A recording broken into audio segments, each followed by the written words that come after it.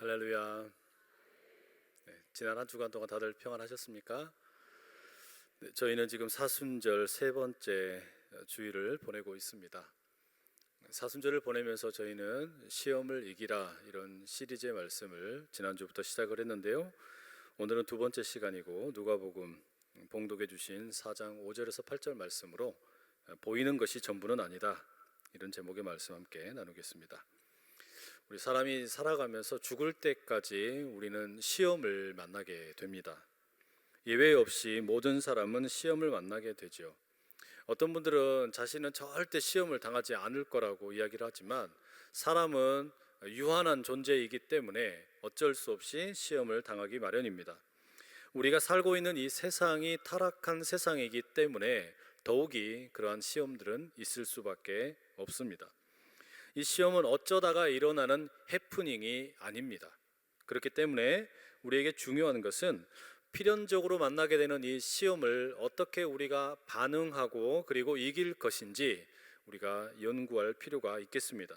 그래서 우리는 이 사순절에 이 예수님의 광야 시험을 하나하나 묵상을 하고 바로 나의 시험 가운데 어떻게 승리할지 그런 비결이 발견되는 복된 시간 되기를 축복합니다. 우리 예수님께서 받으신 이 세 가지 시험은 사실 그 창세기 3장의 선악과를 보고 반응했던 하와의 세 가지 묘사를 비교해 볼 수 있습니다. 창세기 3장 6절 앞부분 이렇게 기록되어 있죠. 함께 읽습니다. 여자가 그 나무를 본즉 먹음직도 하고 보암직도 하고 지혜롭게 할 만큼 탐스럽기도 한 나무인지라. 시험이라는 것이 먹음직한 시험, 때로는 보암직한 시험, 때로는 지혜롭게 할 만큼 탐스러운 시험이 있다라는 말입니다. 예수님의 이 시험은 또한 요한일서 2장 16절의 말씀과도 비교할 수 있습니다. 함께 읽어볼까요? 이는 세상에 있는 모든 것이 육신의 정욕과 안목의 정욕과 이생의 자랑이니 다 아버지께로부터 온 것이 아니요 세상으로부터 온 것이라. 시험이라는 것이 어떤 것은 육체의 정욕이고 어떤 것은 안목의 정욕이고 또 어떤 것은 이생의 자랑이다, 이런 말이죠. 그럼 여러분, 우리가 지난주에 함께 살펴보았던 예수님의 첫 번째 시험, 돌을 떡으로 만들어라 했던 이 시험은 어떻게 비교할 수 있겠습니까? 그것은 먹음직스럽게 찾아온 시험이었고 육신의 정욕을 채우라는 시험이었죠. 그리고 오늘 우리가 마주하게 되는 이 두 번째 시험, 이것은 어떻습니까? 이 시험은 보암직한 시험이며 안목의 정욕을 건드리는 시험이라고 할 수 있습니다. 오늘 그 내용을 함께 자세히 좀 다루도록 하겠습니다. 자, 여러분, 지난주에 마귀가 예수님에게 돌을 가지고 떡으로 만들어라 이렇게 시험을 했었죠. 그런데 실패하고 말았습니다. 그러자 예수님을 이제 일으켜 세우고 아주 신비한 방법으로 온 세계 가운데 천하 만국을 다 보여줍니다. 모든 나라의 왕국들을 보여주는 것이죠. 동양과 서양과 알려지지 않은 원시의 부족 사회들까지 모조리 보여주는 겁니다. 그렇게 다 보여주고 난 다음에 뭐라고 하냐면 이 천하 만국의 모든 권위, 이 화려한 영광, 그것을 다 주겠다는 겁니다. 누구나가 다 탐낼 만한 힘, 또 파워, 권력, 그리고 그 권력과 함께 주어지게 되는 화려한 영광, 이런 것을 주겠다는 거예요. 왜냐하면 그것이 다 자기의 것이기 때문이라는 겁니다. 그게 다 마귀의 것이기 때문에 자기 마음대로 원하는 사람에게 줄 수 있다, 그렇게 예수님을 지금 유혹하고 있습니다. 여러분, 이게 무슨 말입니까? 우리는 날마다 텔레비전을 틀게 되면 정치인을 보게 되고 또 경제 지도자들을 보게 되고 그리고 유명한 연예인들을 보게 됩니다. 그들의 능력이나 또 화려함, 영광스러움이 부럽기도 한 것이 사실이곤 합니다. 그런데 성경은 뭐라고 말합니까? 그런 것들이 마귀의 손아귀 아래에 있다라는 거예요. 가만히 놔두면 그런 정치와 경제와 문화의 세계가 마귀에 의해서 놀아나게 된다라는 말입니다. 그렇기 때문에 우리가 이렇게 마귀에 의해서 우리가 살고 있는 세상의 중요한 정치나 경제나 문화가 아무렇게나 굴러가지 않도록 하기 위해서는 하나님의 사람들이 그 자리를 새롭게 변화시켜야 할 줄로 믿습니다.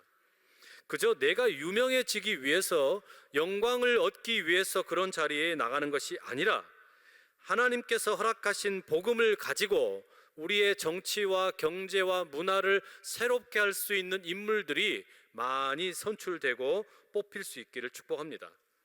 하나님께서 그렇게 기뻐하실 만한 복음을 가지고 이 세상을 섬길 수 있는 그 귀한 인재가 바로 우리 교회에서 나올 수 있으면 정말 좋겠습니다. 우리 자녀들 가운데 나올 수 있으면 정말 좋겠습니다. 우리 그런 은혜를 간절히 사모하며 나가십시다. 다시 본문으로 우리가 돌아가서 보게 되면 예수님의 이 두 번째 시험이라는 것은 천하 만국을 보여줌으로써 열려지게 됩니다. 그 말은 이 시험의 초점이 보는 것에 있다, 이런 말이죠. 이 예수님의 초점이 우리의 모든 이 지체 가운데 특별히 눈과 깊은 관련이 있다라고 말할 수 있습니다. 우리가 보고 나면 욕망이 생기고 그 욕망은 한번 생기고 나면 쉽사리 없어지지 않습니다. 그래서 이 두 번째 시험이 바로 보암직한 유혹이면서 안목의 정욕, 눈으로부터 나오게 되는 정욕이라는 말입니다. 본래 불교 용어이기는 하지만 그래서 사자성어 중에 견물생심이라는 말이 있죠. 사물을 보게 되면 마음이 생긴다, 이런 뜻입니다. 근데 어떤 마음입니까? 갖고 싶은 마음, 탐욕스런 소유욕이 생긴다, 이런 말이죠. 구약 성경에 보시면 다윗이라는 우리가 잘 아는 인물이 나옵니다. 다윗은 그야말로 하나님의 마음에 합한 사람이었고 너무나 훌륭한 임금이었습니다. 그런데 이렇게 훌륭한 다윗도 한 번은 큰 범죄를 저지르게 됩니다. 사무엘하 11장에 기록된 내용인데 우리 1절 말씀 같이 함께 읽어보겠습니다. 그 해가 돌아와 왕들이 출전할 때가 되매 다윗이 요압과 그에게 있는 그의 부하들과 온 이스라엘 군대를 보내니 그들이 암몬 자손을 멸하고 랍바를 에워쌌고 다윗은 예루살렘에 그대로 있더라. 이 배경을 보면 어떻습니까? 왕이 지금 전쟁터에 나가야 되는 때가 돌아왔습니다. 그래서 군인들을 이끌고 그 전쟁터 최전방에서 군인들을 독려하고 함께 싸워야 하는데 이상하게 무슨 이유인지 모르지만 다윗이 자기 자신은 예루살렘 왕궁에 혼자 머물러 있고 군대 장관인 요압과 모든 군인들은 전쟁터로 다 보낸 거예요. 그리고 혼자 쉬는 동안에 일이 벌어지고 말았습니다. 무슨 일이 벌어졌을까요? 우리 2절 한번 같이 읽어보겠습니다. 저녁 때에 다윗이 그의 침상에서 일어나 왕궁 옥상에서 거닐다가 그곳에서 보니 한 여인이 목욕을 하는데 심히 아름다워 보이는지라. 전쟁터에 있었더라면 지금 한참 싸우고 참모들과 함께 군사 작전을 하고 있었을 다윗이 혼자 궁궐에 남아 있으니까 잠이 오지를 않습니다. 여러분, 혼자 있을 때 많은 유혹이 찾아옵니다. 알코올 중독이니 게임 중독이니 약물 중독, 성적인 중독, 이런 것들이 누군가와 같이 함께 건강한 공동체로 있을 때는 찾아오지 않아요. 그런데 나 혼자 있을 때, 외롭다고 느껴질 때 그 틈을 파고 들어오는 이런 유혹들이 있다라는 말이죠. 다시 다윗을 보십시오. 자다가 혼자 있으니까 지금 열심히 싸워야 되는 상황인데 혼자 궁궐에 덩그러니 침대에 누워 있으니까 잠이 오지 않습니다. 그래서 잠을 깨고 일어나서 가운을 걸치고 선선한 바람이 부는 이 왕궁의 베란다로 나갑니다. 아, 기분 좋다. 참 좋다. 여기까지만 보면 모든 것이 너무 완벽합니다. 그런데 그 다음에 문제가 생기죠.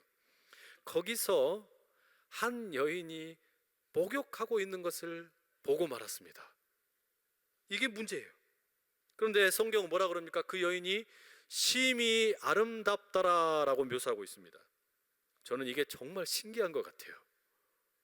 왜냐하면 이때 성경이 지금 뭐라고 이야기합니까? 저녁 시간이었다라고 말합니다.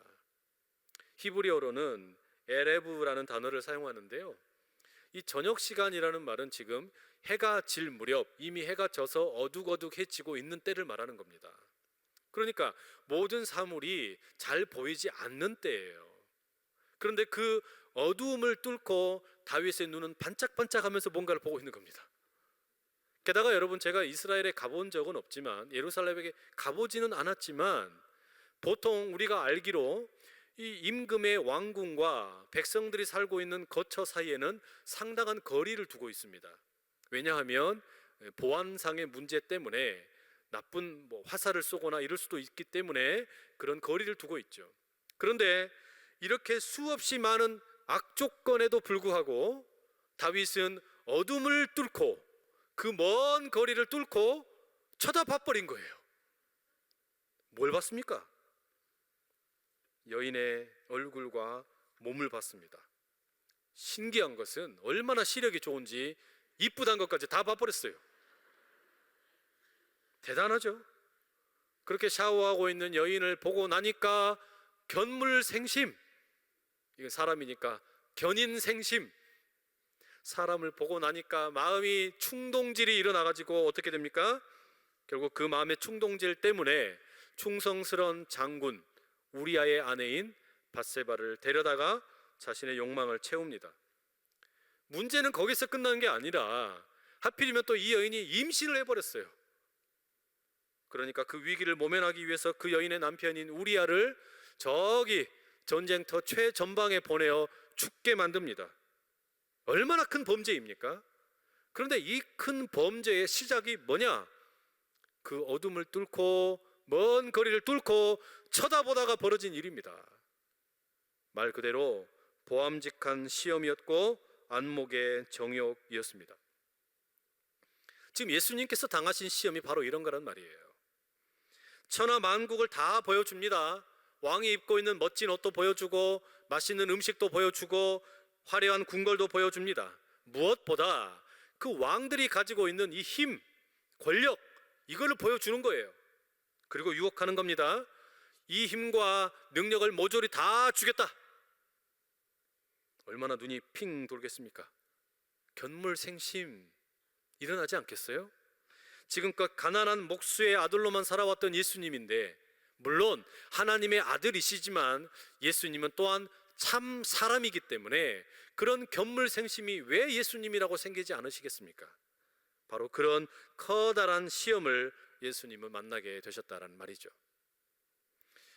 이런 견물생심, 보암직한 유혹, 또 안목의 정욕, 우리들에게도 종종 찾아오고 자주 경험하는 유혹입니다. 제가 안산으로 이사 오면서 제일 기뻤던 게 무엇이냐면 이 케이블 방송입니다. 전에는 제가 살던 곳에서는 그 지상파 TV만 봤습니다. 제 아내가 케이블을 그렇게 깔아달라고 제가 부탁을 했는데 설치를 안 해주더라고요. 그런데 이번에 이사 온 집은 TV를 보려면 케이블을 깔아야만 된다는 겁니다. 할렐루야. 얼마나 감사하던지. 이제는 리모컨을 잡고 돌리기만 하면 채널이 막 나오는 거예요. 제가 자주 볼 기회는 없지만 한 번씩 이렇게 텔레비전을 볼 때 가장 자주 보는 채널이 어딘 줄 아세요? 홈쇼핑. 제가 홈쇼핑을 자주 봅니다. 거기 보면 이 눈이 한번 딱 거기에 빠지면 그때부터는 헤어나오지를 못하겠어요. 이 쇼핑 호스트들이 얼마나 말을 잘하는지요. 일단 잠깐이라도 보게 되면 압도를 당하는 겁니다. 뭐라 그럽니까?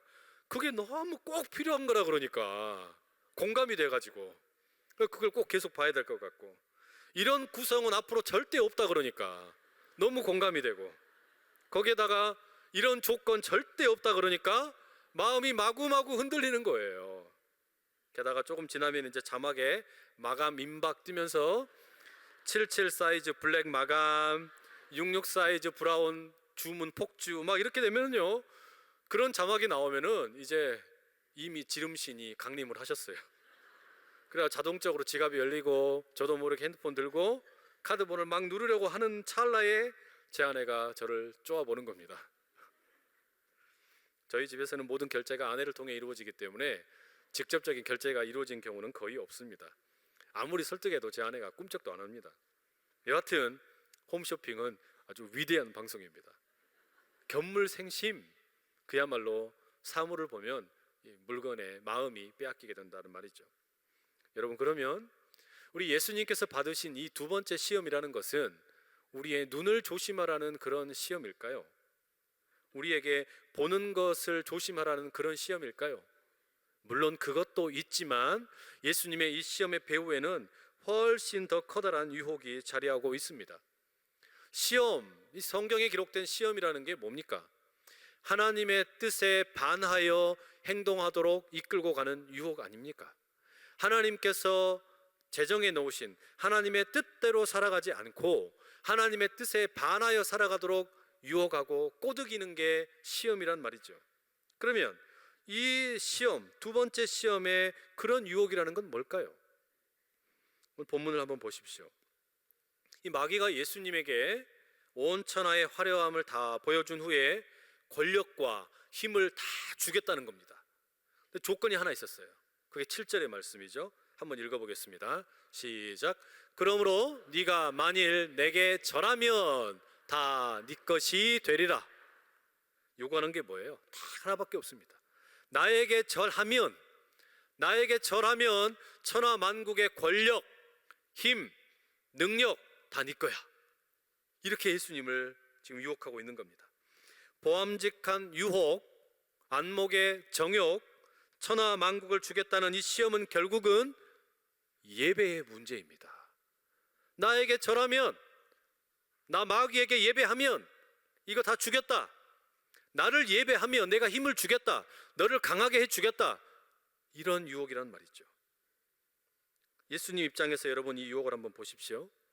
평범한 목수의 아들로 30년 동안 살다가 이제 세례를 받으시고 하나님의 아들로 인정이 되신 거예요. 그러나 아직 아무도 그 예수님이 하나님의 아들이심을 아는 사람은 없습니다. 아무도 없어요, 아직.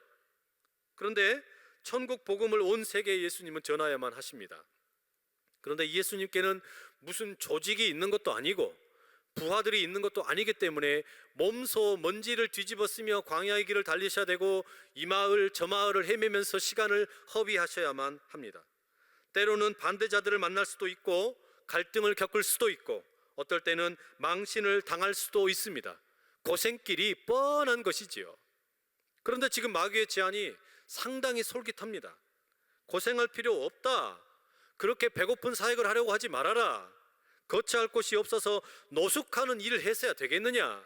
먼지 마시며 다닐 필요 없고 너를 반대하는 사람들도 신경 쓰지 말아라. 내가 온 천하의 권력을 다 줄 테니 그 권력을 가지고 너의 능력과 그 위대함을 뽐내면서 보여줘라.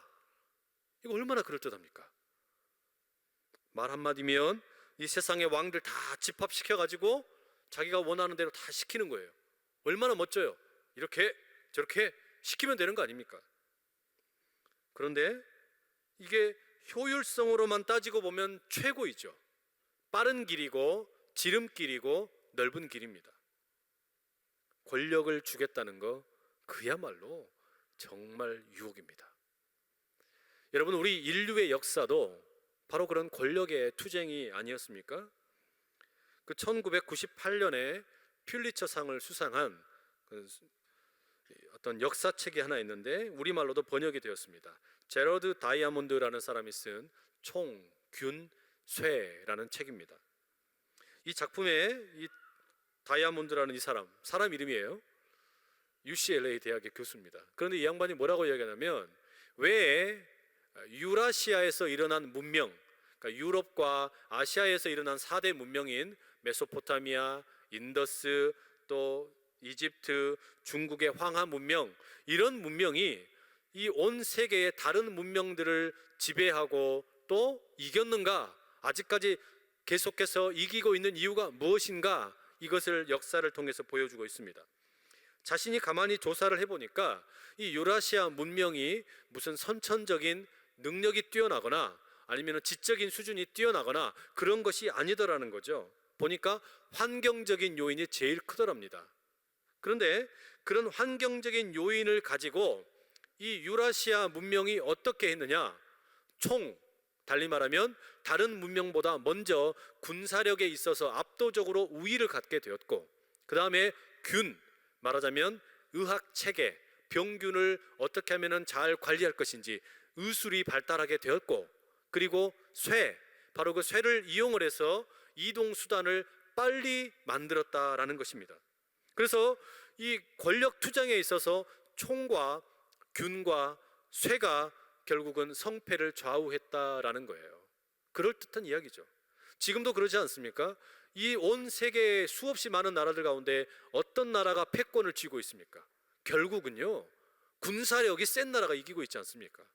그리고 의술이 발달한 나라가 결국은 이겨요. 또 하나, 얼마나 빠르게 달리냐, 미래 이동수단을 점하는 나라들이 지금 결국은 경제든 정치든 군사의 모든 패권을 다 쥐고 있는 게 사실처럼 보입니다. 그럴듯한 역사에 대한 분석입니다. 그런데 여러분, 이런 문명의 충돌을 보여줄 때 총이나 균이나 쇠가 상대방보다 열등한데도 불구하고 이기는 경우들이 종종 있습니다. 그 대표적인 예가 이스라엘의 가나안 정복입니다.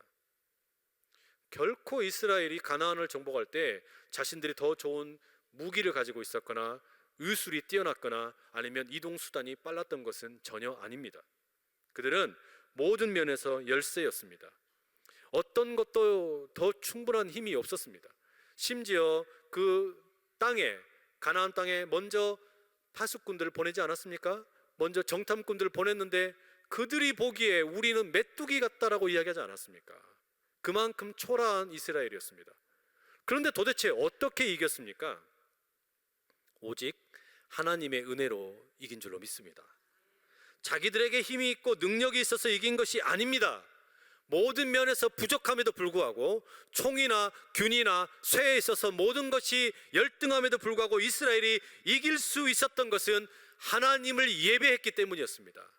하나님을 제대로 예배했기 때문에 자신들의 열등함이, 자신들의 능력 없음이, 자신들의 힘 없음이 문제가 되지 않고 이길 수 있었다, 그 말이죠. 그런데 가나안 땅에 막상 들어간 후에는 어떻습니까? 하나님께서 우리를 강하게 해주셨으니까 그 하나님만 섬겨야 된다, 하나님만 꼭 붙들고 살아라. 그 가나안 땅에 들어가기 전에 모세가 그토록 신신당부를 했지만 이스라엘 백성들은 금세 무너지고 말지요. 그 가나안의 풍요의 신인 바알 신에게 무릎을 꿇고 맙니다. 이게 무슨 말이냐면, 이스라엘 사람들은 본래 목축업을 하던 유목민이었기 때문에 이제 가나안 땅에 정착을 해서 농사를 짓기 시작을 합니다. 그런데 이 농사를 지을 때 가만히 보니까 우리는 아무리 열심히 노력을 해도 이 수확이 별로 시원치 않은데 이 가나안의 원주민들은 농사를 너무 잘 짓는 겁니다. 지었다 그러면 풍년이에요. 그래서 비결이 궁금해서 물어봤더니 우리는 바알이라는 신을 섬기고 있다, 이 바알 신이 우리에게 풍요를 가져다 준다, 그 이야기를 들은 겁니다. 그래 놓고 보니까 우리가 섬기는 이 하나님은 형상도 없는데 바알은 생긴 것도 잘 생겼어요. 거기에다가 풍요를 보장을 해줍니다. 그러니 거기에 마음을 홀딱 뺏겨버려가지고 그 바알을 섬기는 일이 사사시대부터 일어나게 되지 않습니까? 바로 그 사사시대의 역사가 반복되는 것이 무엇입니까? 바알을 섬기다가 바알 섬기면 안 된다고 사사 한 명이 일어나서 그 제단을 허물면 그 사사 죽은 다음에 다시 또 바알 섬기고, 사사 섬기지 말라고 사사가 일어나서 또 물리치면 또 사사 죽고 나면 또 섬기고, 이런 악순환이 반복이 되는 게 사사시대였고, 그 이후에도 이 바알 숭배는 이스라엘을 끊임없이 괴롭히는 것이었습니다. 오늘 우리가 앞서 살펴본 다윗의 범죄도 같은 맥락입니다. 다윗이 힘이 좋아서, 다윗이 능력이 많아서 이스라엘의 임금이 된 것이 전혀 아니었습니다. 하나님이 그와 함께 하셨기 때문에 다윗은 이스라엘의 임금으로 위대하게 자리할 수 있었고 왕궁을 짓고 커다란 군인들을 거느리게 되었습니다. 그런데 이게 이제는 좀 이만하면 됐다, 이만하면 여유가 생겼다, 이건 내가 잘해서 되었다라는 그런 착각에 빠지고 하나님을 예배하는 마음, 하나님을 두려워하는 마음이 사라지게 되었을 때 바로 그 범죄가 다윗의 마음을 갉아먹었다는 것이죠. 여러분, 이스라엘은 수도 없이 실패했고 다윗도 실패했지만 우리 주님은 그 예배를 실패할 수가 없었습니다. 우리 주님은 그 유혹, 권력의 유혹, 내가 이만큼 해서 이만큼 되었다, 그 권력의 유혹 앞에 넘어가실 수가 없었다는 말이죠. 그래서 주님 8절에 이렇게 대답하십니다. 함께 읽어볼까요?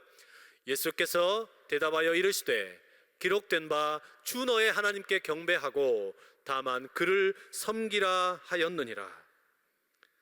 천하 만국을 얻을 수 있는 기회가 지금 눈앞에 있습니다. 한 번만 절하면 됩니다. 눈 한 번 찔끔 감고 마귀에게 절 한 번만 하면은 너무나 쉽게 천국 복음 전할 수 있을 것 같고 자신의 이름도 드러낼 수 있을 것 같고 내게 힘이 생깁니다.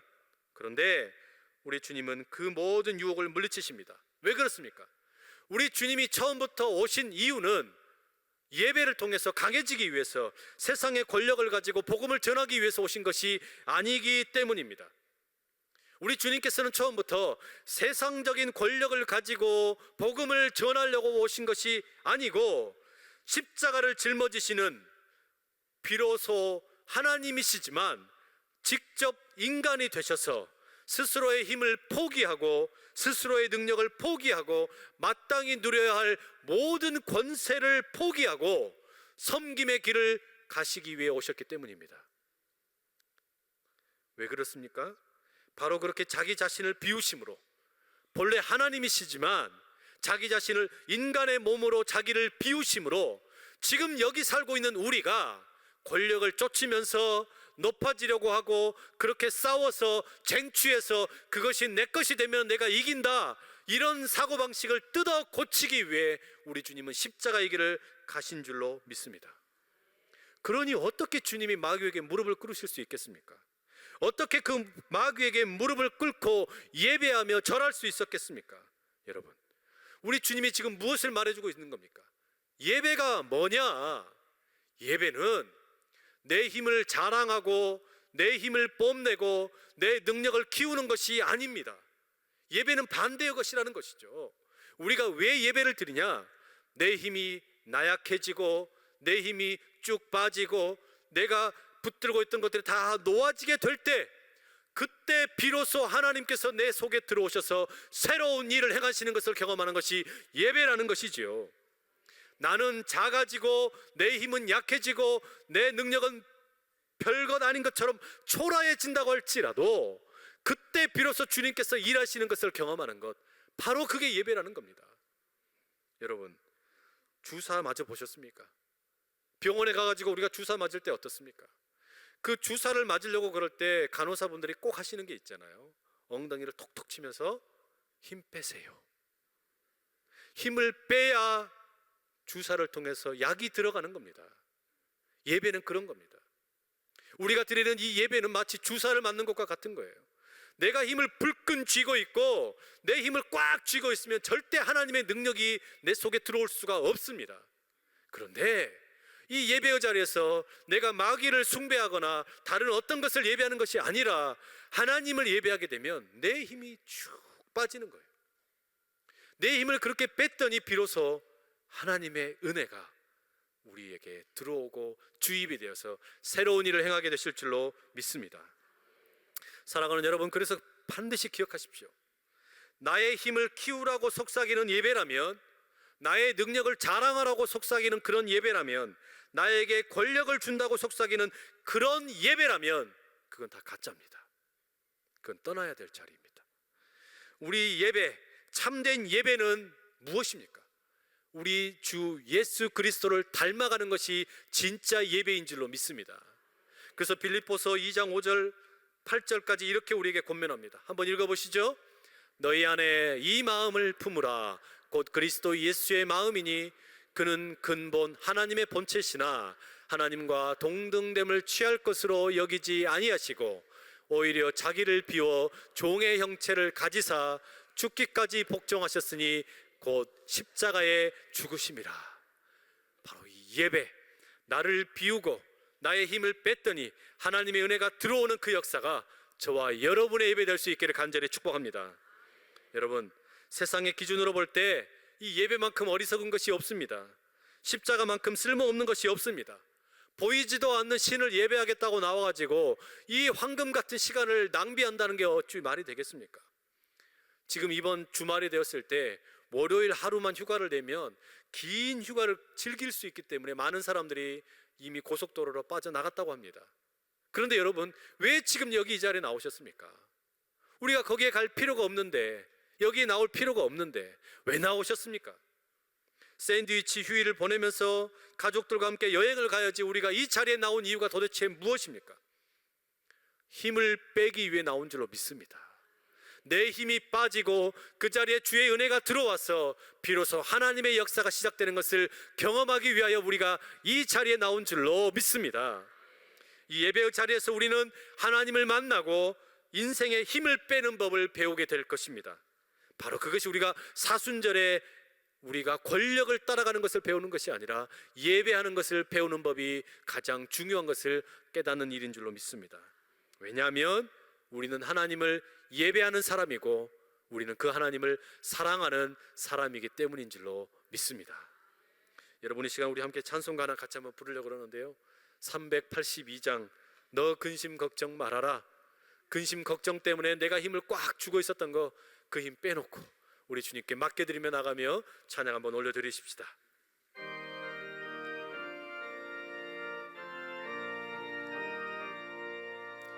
너 근심 걱정 말아라. 주 너를 지키리. 주 날개 밑에 거하라. 주 너를 지키리. 어려워 낙심될 때에, 어려워 낙심될 때에 주 너를 지키리. 위험한 일을 당할 때 주 너를 지키리. 너 쓸 것 미리 하시고, 너 쓸 것 미리 하시고 주 너를 지키리. 구하는 것을 주시며 주 너를 지키리. 어려운 시험 당해도, 어려운 시험 당해도 주 너를 지키리. 구주의 품에 거하라. 주 너를 지키리. 주 너를 지키리. 주 너를 지키리. 아무 때나 어디서나 주 나를 지키리. 주 나를 지키리. 늘